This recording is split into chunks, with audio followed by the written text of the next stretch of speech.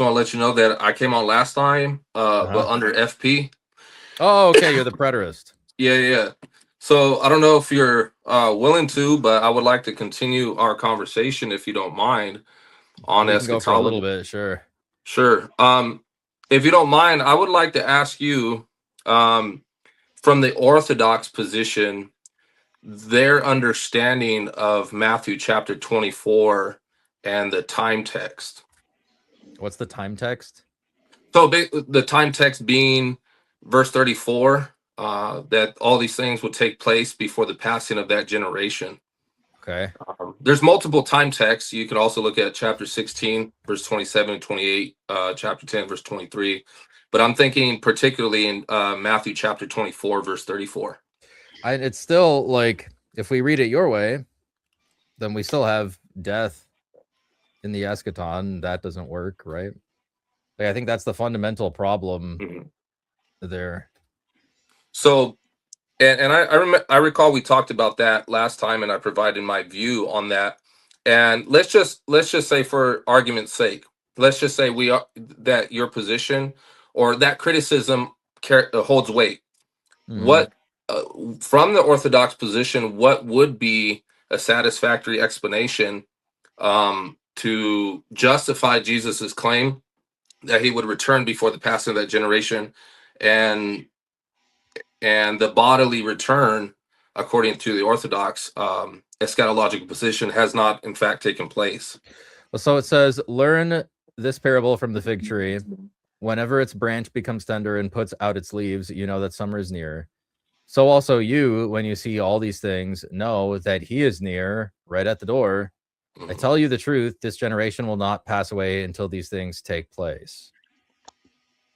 And the antecedent there to all these things include begins at verse 2 of the destruction of the temple, the abomination of desolation, in verse 15, the I get tribulation in it, verse but 21. this thing, this passage seems to be saying that he is near, not that he is here. Relative to the first audience, right? What do you mean relative to the first audience? Right. So he's near relative to the audience in that first century that he had been speaking to. And then when we go to Revelation, it says the things when the revelation was given to John, these things must shortly take place. Peter also says that we can delay and hasten the coming of the Lord. But so it really hinges upon how we define this generation in verse 34. Would you agree? I think. Hold on, let me read this. Okay, so there's a footnote in the NET. It says various views exist for what generation means. Some take it as meaning a race, and thus as an assurance that a Jewish race or nation will not pass away. But it is very questionable that the Greek term can have this meaning. Two other options are possible.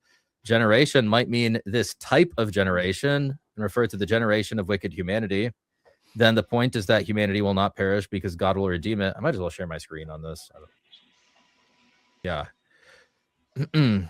Generation may refer to the generation that sees the signs of the end, who will also see the end itself. In other words, once the movement to the return of Christ starts, all the events connected with it happen quickly in rapid succession.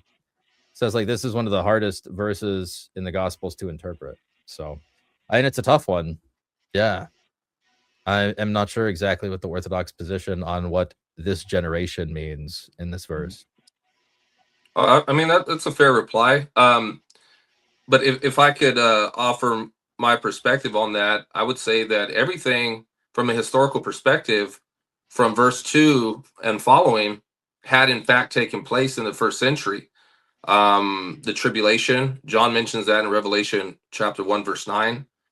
The abomination, Eusebius mentions that, Josephus mentions that, and other early fathers mentioned that that had already been fulfilled. And we can continue to go on.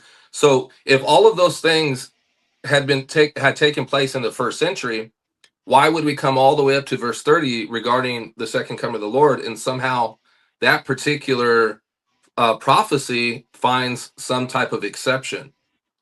If we just say so without any justification, that seems to me arbitrary, especially given the fact that everything with the immediate context did find its fulfillment in the first century, culminating to the year 70. I mean, again, if Christ came back, you still have the problem of like there's still sorrow and death and evil in the world, right?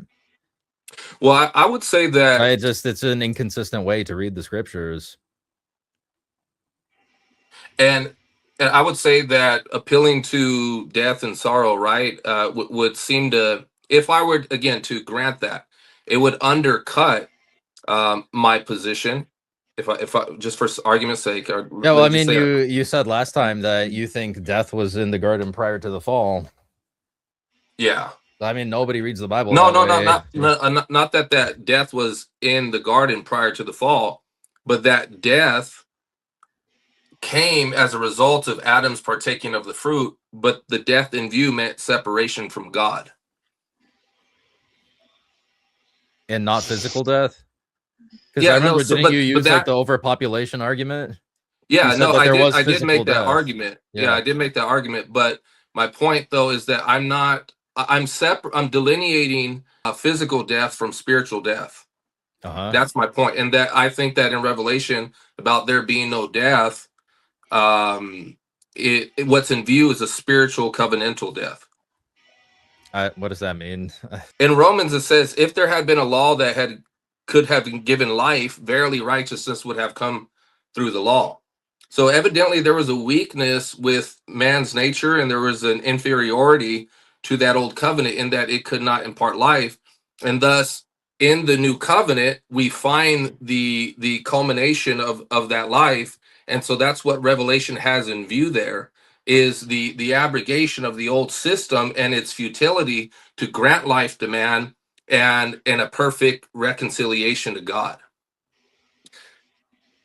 But even if we were to take Revelation, which is deviating from Matthew 24, the Olivet Discourse, when we look at the constituent elements within the first chapter, we see that its fulfillments are constrained to that of the first century, because once again we have the same Okay, so problem. like when it says here that I tell you the truth, this generation will not pass away until all these things take place, and it's talking about like the coming of the Son of Man. So like again, this coming is not always corporeal. Like I think we talked about this last time, right? That like in Isaiah it says that the Lord uh had come to Egypt, and like Mhm. you don't really see a corporeal thing until they're out of Egypt. Yeah, and I would say in reply to that, I think that there's good evidence to argue. Now, I don't put all my eggs in this basket, but I think that there's good evidence to suggest that Jesus did, in fact, appear. We read in Tacitus, we read in Josephus, we read in other sources from the first century of angels seen in the sky, chariots of fire, and that there was an appearance of a man in the sky. And you can read this, and it's available for anybody who would like to fact check me. But I think that that is evidence that the coming of the Lord did in fact take place. Then why is there still death and suffering and evil? Yeah. So if you grant if you grant my definition of death, for the argument's sake, okay, let's just forget whether I'm right or wrong. Just granted for argument's sake, as I mentioned last time, I think it provides a coherent explanation. That it's internally coherent to assert that the death that's in view is the death that had been exacerbated by the old covenant, according to 1 Corinthians chapter 15, verse 52, verse 55, if I'm not mistaken. And so I think that at the very least, I have a coherent um, take on Revelation. But once So the again, mourning and crying and pain mentioned here in yeah. Revelation So 21, that's also just covenantal. So I think that what would help us when we approach the book of Revelation, when we assess that language, is to see how did the prophets of old use that language. And as I had mentioned last time, Isaiah the prophet uses that same exact hyperbolic language that he would permanently banish sorrow when he had brought the people of God out of Babylonian captivity. And yet we know that So type of, is can't be like a shadow and type. kind of comparison I where think like that there's a shadow of it in the Old Testament and then the real thing, which is better to come in the eschaton. yeah, and so I know that that's often a reply that people give to say, hey, look, maybe this is just a mirroring effect that Jesus did come in judgment in AD 70, but we're still waiting for a greater fulfillment of the eschaton. My pushback to that is this: if we do say that that had taken place, at least in part, then we have to say that the end of the age, in part, had already transpired as well by the year 70. Well, that's what And St. Paul says, that Christ put a down payment on this kingdom, right? That's the language he uses, I think, Ephesians 1 or 2. so, would you say that the end of the age took place in the year 70? I think already, but not yet. Like, it's not completed. Let me be clear. So, let me be clear what your position is. Is it your position that all prophecy has not been fulfilled? Yes, I'm like kind of partial preterist. So yes, in that it has not all been fulfilled. Correct. Okay, so in Luke chapter 21, verse 22, the Bible says during the days of the siege of Jerusalem, all prophecy would be fulfilled. So how would you reconcile your position that Oh, all you prophet? think because you think Revelation has a pre-70 AD date? Yeah. But if we look at verse 22 of Luke chapter 21, it says during those days that this would fulfill all scripture. It says these are the days of vengeance to fulfill all that has been written. Oh, yeah. I don't think that Revelation was. I don't think that Luke had Revelation in mind when he wrote that. What leads you to that conclusion? Because I think I have a later dating for Revelation. Yeah. Yeah. Last time you had asked me about the early dating. So I have a whole bank of quotations and sources that substantiates or at least serves as evidence in favor of the view that Revelation was written pre AD 70. We have the Syriac version of the New Testament that places Revelation during the reign of Nero from 64 to 68. We have a I fragment. get it's a reference to Nero, but can't he Uh, just be talking about Diocletian as a type? Like just an um, emperor that is, like harsh on Christians? no, I'm not talking about a particular passage in the book of Revelation. I'm saying external sources that were written post AD 70 that from the early fathers or certain fragments that places the dating of Revelation pre AD 70. Like in the Peshitta? Yeah, and others right here. What is the evidence? The again the Syriac version of the New Testament places the dating of Revelation during the reign of Nero. The Muratorian fragment dating back from 170 to 190 states that this work of John was written during the reign of Nero. The Aramaic Peshitta, as you had mentioned, version has a remark that places this date prior to AD 70. And there's additional others in addition to I'd only mentioned one internal evidence last time. I believe that there's The other temple? internal evidences that places the composition of Revelation 270. Well, if I might ask you, where do we get this concept of the resurrection from? From Acts 17, Revelation 20, And where did from they get it from? Jesus, from the Holy Spirit, and from Christ, from Is there God. any Old Testament passages that they derive that eschatology from? I think there are shadows of it because the Old Testament was a progressive revelation. The New Testament is the fullness of it. Would you say that Daniel chapter 12 is a good proof text for the resurrection? I didn't really have it in mind, but maybe. So if we look at Daniel chapter 12, and we know that in Matthew chapter 24, verse 15 and verse 21, Jesus explicitly draws from Daniel. Okay, and so he's drawing from Daniel 12, and in Daniel 12, it talks about the tribulation, talks about the abomination, it talks about the resurrection.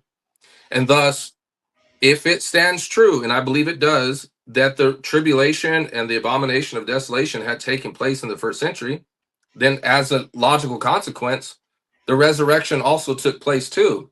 Last thing I'll say about that, in Daniel 12, it says, when the time of the power of the shattering of the holy people are fully complete, then all of these things will be fulfilled. Well, what's the antecedent there? Is the tribulation, is the abomination, and it's the resurrection. And so the question then becomes, when did the power of the holy people fully shatter?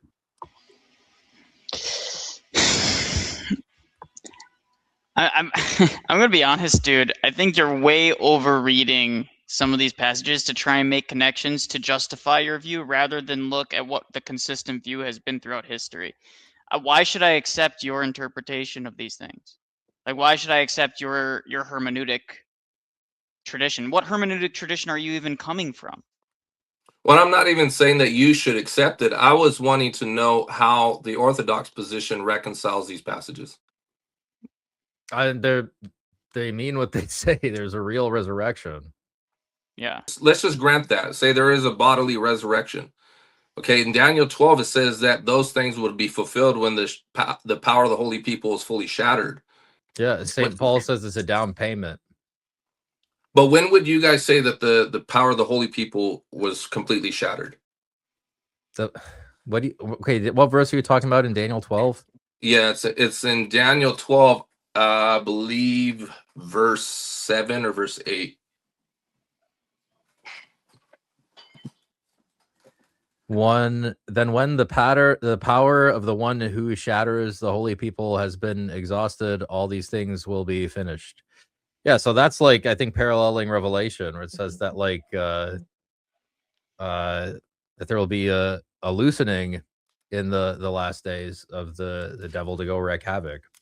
Also, your position on whether or not where there's going to be a bodily resurrection makes no sense. Why would God send an angel to fight over the body of Moses if the intention wasn't to eventually have our bodies in the eschaton?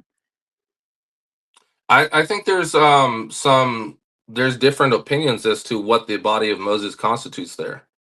I think that a viable interpretation Okay, is that what do you it think was though? I think a Do viable you, interpretation is that it do was you a think it's corporate body. relative, or that there's an objective meaning in the So, text? like for example, in First Corinthians chapter 10, verse 1 and following, it says that all of Israel, when they passed through the cloud and the waters, they were baptized in the body of Moses. So that's not it's not a single individual. It was a corporate covenant, a covenant world that they had entered into by virtue of that Yeah, process. and we are baptized into a covenant. I mean, we think to Yeah, say that doesn't bring us to full preterism.